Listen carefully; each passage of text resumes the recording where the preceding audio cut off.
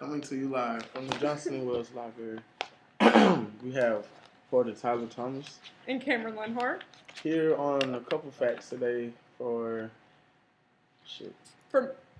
marriage culture. Anyway, we'll be talking about marriage culture today from the 1940s until 2016 with the HB2 law.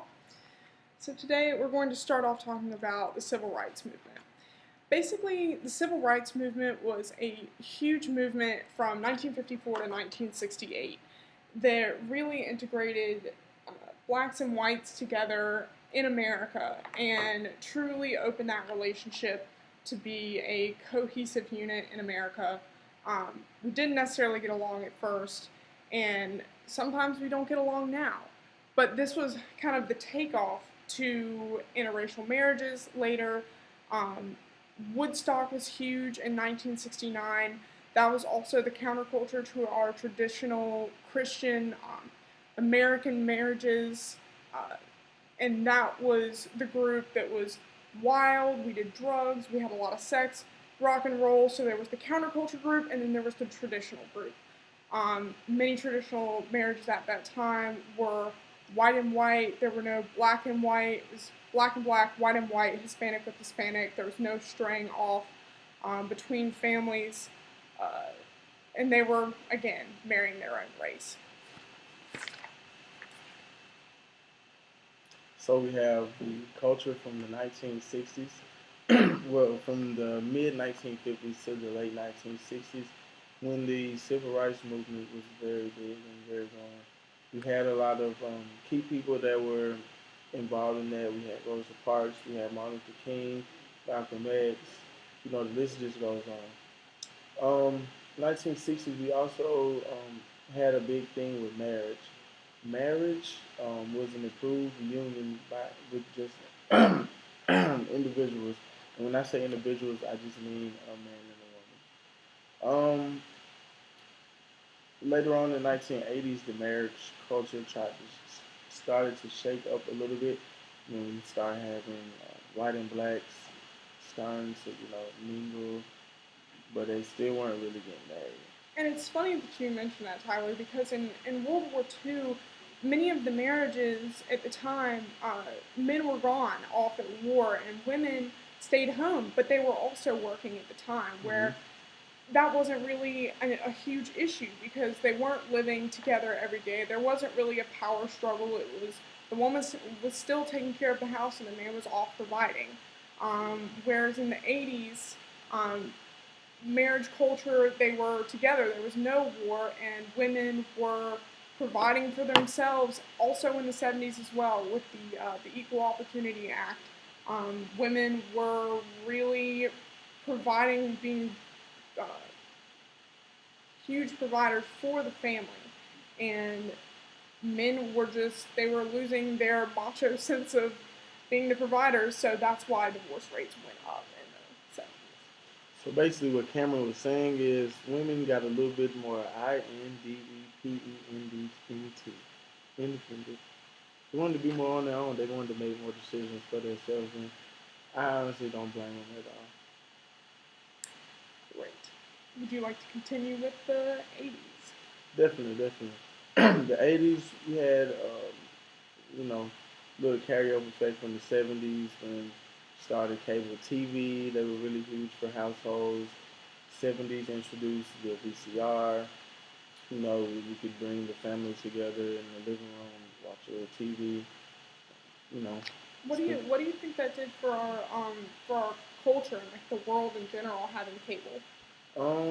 It connected us a little bit more. Just the simple fact that millions and maybe not millions, but thousands of people around the United States could be watching the same program at the same time. And as Professor Taylor always says, he gives the example about him and his parents, how he had to get up and change the channel, manually instead of having the remote that he was the remote. I think it also brought us together culturally because we saw a lot of what other cultures were doing at the time other than our own, because before in the 60s when we only had 2 channels, they were American-based channels. So unless you traveled or unless you went out of the country, you didn't really know what those other countries were doing, unless you just watched the news at night, and that's a very biased channel, no pun intended, to seeing other cultures. So that was where cable TV came into effect, and we got to see more cultures, we got to see more gender change, and etc. So forth. Also, with 70s, we just talked about marriage. They also had a very high divorce rate. Divorce rates were just coming, left and right, just from the simple fact that, like I said before, women were gaining a sense of independence. They didn't really need their male spouse. They could get out and, do everything on their own. So it wasn't really, it basically changed the perception of themselves from being a burden to, being the actual weight that's being carried. And with that, we passed the Equal Opportunity Act of 1974 in the United States. To go on with women, Madonna, she was a very big individual in the 70s. And MTV, one of the biggest music television shows that is out now and even back in the day, basically helped her build that statue of that Madonna, the name Madonna that still lives on today. And she was pretty radical in the day, wasn't she? She was definitely kind of like the Lady Gaga of our day. She did her own thing. She was very independent. She showed women that you can have a mind of your own. And when she released Material Girl, she truly let it be known that we are becoming a very materialistic culture, and not only satirizing uh, our material culture itself, but also, giving us an idea that we need to stop and enjoy ourselves, no matter what race, no matter what gender, just truly don't be afraid to be yourself. So that was huge. And just to add a little bit on top of that, we had another woman, Miss Sandra Day O'Connor, which was the first female in Supreme Court. She held her reign in the early '80s, but basically she was another big figure for women. Also, with the '80s, introduced a lot of diseases, which were AIDS, which is still a big topic now, trying to find a cure for that. Finding a cure for that. I think also in the 80s with Ronald Reagan, it was very interesting that the women were taking power in those days and making strides, but not saying Ronald Reagan was bad. He was a very good president, but he also reinstilled those conservative beliefs at the time that were very towards traditional marriage. Again, not really interracial marriages, although they were happening at the time. So, to me, that presidency kind of brought back a little bit of anguish. The old South, people should be with their own people and no other outside of their group. And that did spill over on our population, unfortunately. Um, but again, interracial marriage was on the rise. Gays were not afraid at the time to kind of come out of the closet, like show who they were. Um, People were going to other countries and getting in unions with their partners at the time, but it was very on the hush hush. Nobody really talked about it. If you were in the military, don't ask, don't tell. That was a thing. You definitely didn't really flaunt in people's face that you were gay or you were bisexual or you were wanting to be a woman or wanting to be a man if you were the opposite. So moving on now to the late 90s. In the late 90s, there were a lot of gay culture was kind of seen as like hip and new and definitely something that they could put on TV programs without a problem. Um, Again, people didn't really have a problem with it, and it was seen to be the more tolerable you were, because celebrities were accepting it, that the more up to date you were.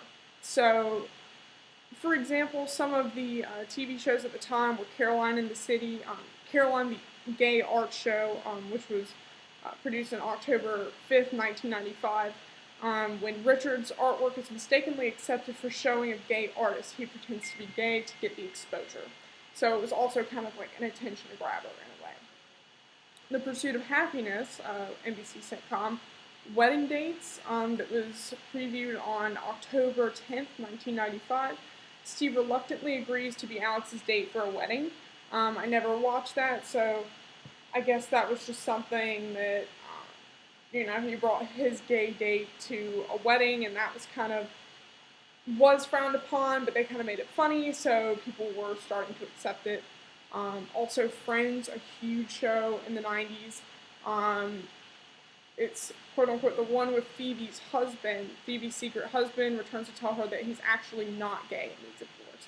So again, making fun of gay culture, which was becoming more and more accepted. And this was all before 9/11, which they were previewing more people from the ages of 18 to 45 because it was fresh. It was new material, and people loved to watch it. So, anything on that? Any examples on that? Yeah, we kind of moved into the late '90s, where we had a lot of started to have a lot of transgenders. Uh, we had a lot of transgenders in the '90s. We have an actual day that kind of symbolizes the transgender, which is trans Transgender Day of Remembrance. Uh, there's an advocate called Gwendolyn Ann Smith. She was the one who organized this for all transgenders. You have the Rhode Island law that was passed in 2001.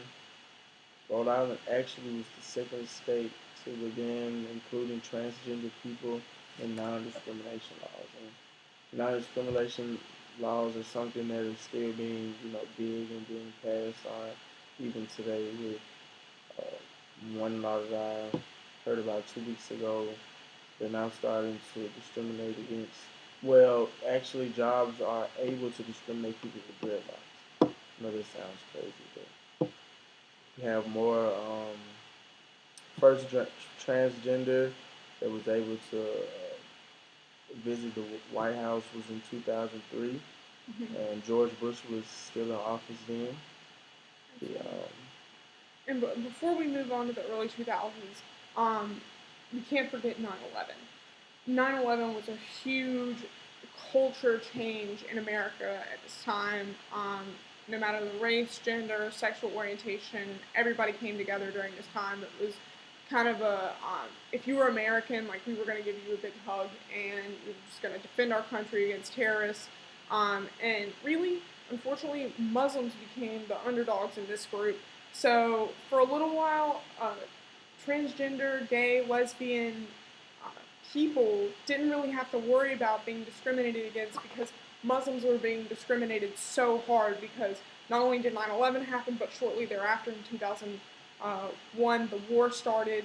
So people were turning their attention towards that instead of what we had going on, as they would say in the 90s, that was petty, which I can understand that. This is a quote from one of my sources, Becker, page 214. The politics of social unity seem to have made a sudden comeback in the immediate aftermath of 9/11. Like the Cold War on terrorism provided the kind of external threat that made a common identity more salient, especially for the socially privileged, especially people that had money, etc. Use your imagination. Many, like I said before, many of the people that saw identity-based culture troubles in the 90s were considered very petty because at the end of the day, we were pointing the finger at the new issues, and it was those people that attacked the country. Those people being Muslims, unfortunately. So the summer before 9/11, actually, Canada was moving to grant full rights to homosexual couples, while many laws in America would not budge because the Constitution says that gay marriage for what is seen as normal and abnormal between conservative parties. constitutionally speaking, how do you feel about all of that? And how do you think the Constitution, like, we should stick directly to the Constitution, even though it was written hundreds of years ago, or do we see our social status kind of evolving and moving past that? Well, I mean, just like everything else in life, everything changes. So, um, I honestly feel like as we start to change our laws, our constitutions, our rights, they all need to be, adjusted to keep up with, the modern society that we live in every day. Just like how people were punished by getting their hand cut off or by death back hundreds of years ago when people used to want to get a divorce or people cheated, those things are not acceptable now. So, 100 years, it's a pretty long time. A lot has changed then, so I feel like our rights and our constitutions and things of that nature should change as well. Absolutely. Um, so Americans were asked in 2003 over a poll. I'm pretty sure it was in Time magazine whether gay marriage should be legal. 60% said yes, while 35% said no. Um, and then that was when Vermont was the first state to have legalized marriage. So that was kind of a step in the evolution of gay marriage. Most of the backlash actually came from straight Americans, from the fear of the LGBT community, because they thought it would just really um, downplay straight marriages and really kind of almost belittle them in a way, which, granted, in my opinion, if your divorce rate of straight marriages is on the incline, and people that are wanting same-sex marriages are having longer and more caring, more fulfilling marriages, I say go for it, because right then, things aren't working. So, with that being said, familial culture also took a turn for the worse in the early 2000s because divorce rates were high. They were the norm by then. And the most likely straight families to stay together were immigrants. So if that shows you um, kind of where we were heading as a country, straight marriage wise, it was not in a good place. So people were remarrying more often than not, with the remarriage rate at 17% in 1980 and way up to 25% in 2008 and 2010. We also have to take into account that houses were being foreclosed on, the economy was not good. So I can understand it putting a lot of stress on marriages and just people in general.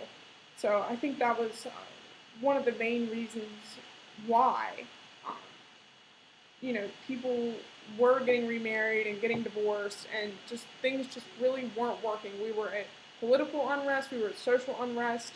Um, People were just struggling, shamefully struggling in 2008 through 2010, 2011. Yeah, we had a very big crash in our economy, and it, just kind of threw a lot of people off with the way they live, the way they travel, the way people eat, the way people even see politics.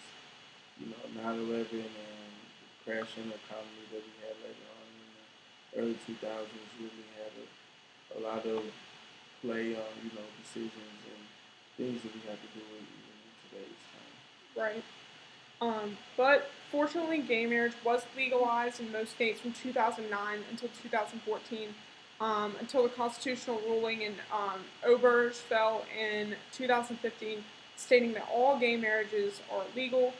By this time, Americans had a 60% approval rate still, like of the one in 2003. But we still have some states that have counties that are banned from gay marriage. They will not marry gays, and we just see them kind of evolving in the future and hopefully changing that decision and realizing that yes, it is the 21st century and we should probably move on with other issues that are very more important than gay marriage, whether a gay is holding hands with another gay. So, anything you'd like to add to that? Yeah, fun fact, I'm from Birmingham, Alabama.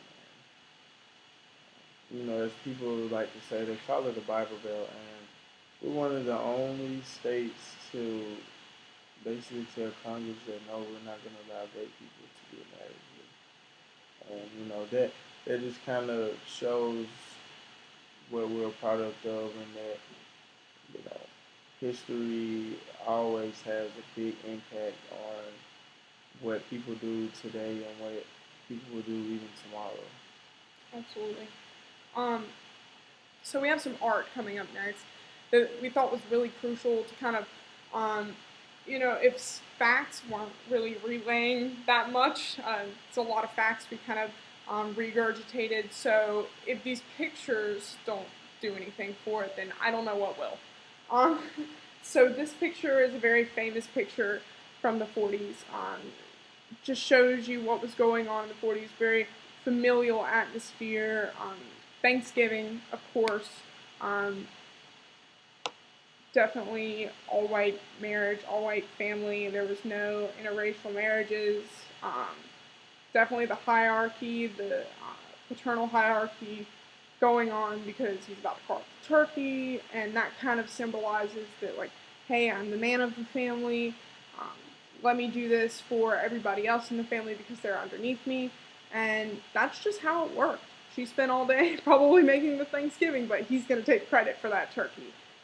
Same thing goes for later in cultures when I don't know. I guess families just kind of broke up and people were starting to take equal opportunity for sharing things in general. Um, Super famous picture in the 40s. I'm sure you recognize it. Two couples, or one couple, same race, sitting at a diner. Um, this just kind of shows you that people weren't always with their family, and they weren't always partaking in family activities. They were going out more. Um, they were doing different things, and just shows you they're kind of dressed up. Again, same racial marriage. Might have even been before segregation because you notice all the people in this diner are white. Shows you the difference. Moving on to the 60s. Definitely a very mod looking picture. Um, this woman is not only a beautiful woman, but she was definitely a unique looking woman at the time, kind of Twiggy-esque, cutting edge. Definitely shows that women were doing their own thing. They were modeling, they were just really not only being just sex symbols anymore, which was great. So women kind of moving off in their own direction, doing their own thing, being their own person. And the most interesting of all, this was from 1998, and I think this really encompasses our racial change in America.